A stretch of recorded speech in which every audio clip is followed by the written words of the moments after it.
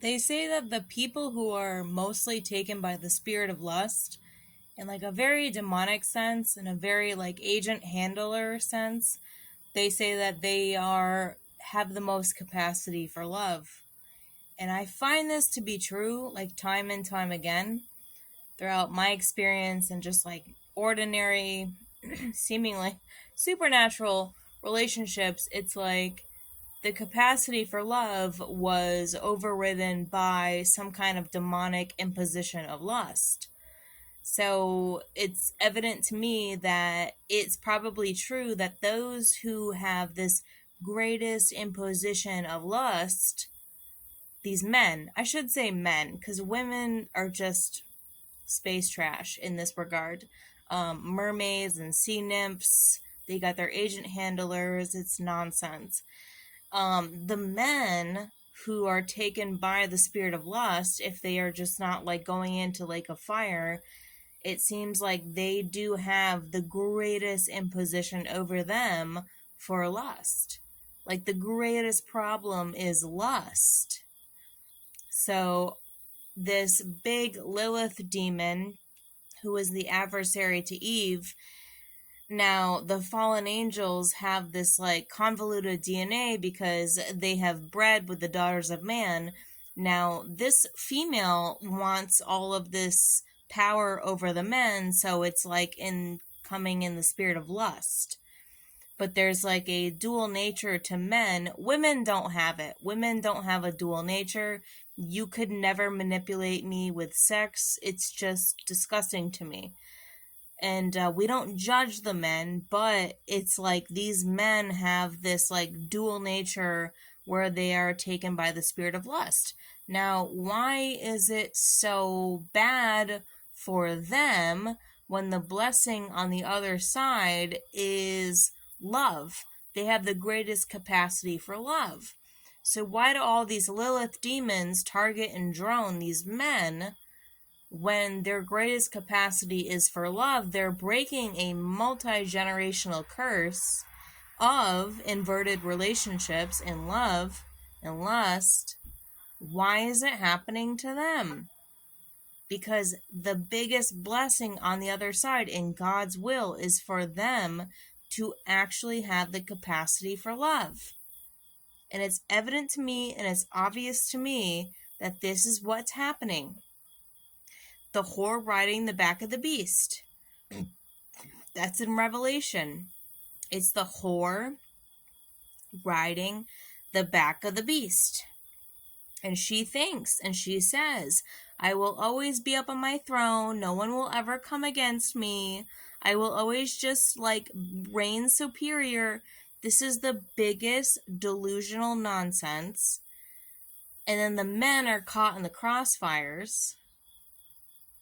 But they're starting to figure it out, right? They might be like super demonic one day, super good the next day.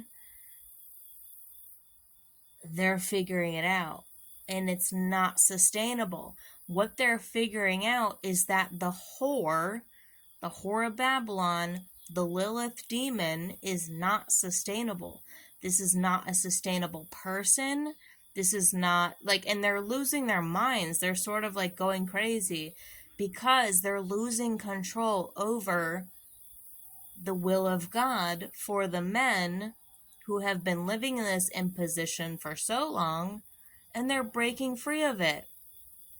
And one day they might be good, and the next day they might not be doing great, but they recognize that there is something unsustainable about the whore and the pornography and the lust. Men are recognizing that there is something unsustainable about the lust, the whore, the pornography. And the thing that's not sustainable, on the other hand, is health. Health and wellness. Health and wellness. First of all, health and wellness. Unfortunately, that's first of all. But second of all is love. Is because you can't survive without love. You can't sustain yourself. Why do all these other people like seemingly survive without love? It's because they're not human. It's because they're totally demonic. That's why they survive. That's why they survive. They're totally demonic. They're totally possessed. They're totally like not real people. Won't make you real. Won't watch your porn. Men are recognizing that health stems from love and true intimacy with women that they actually love.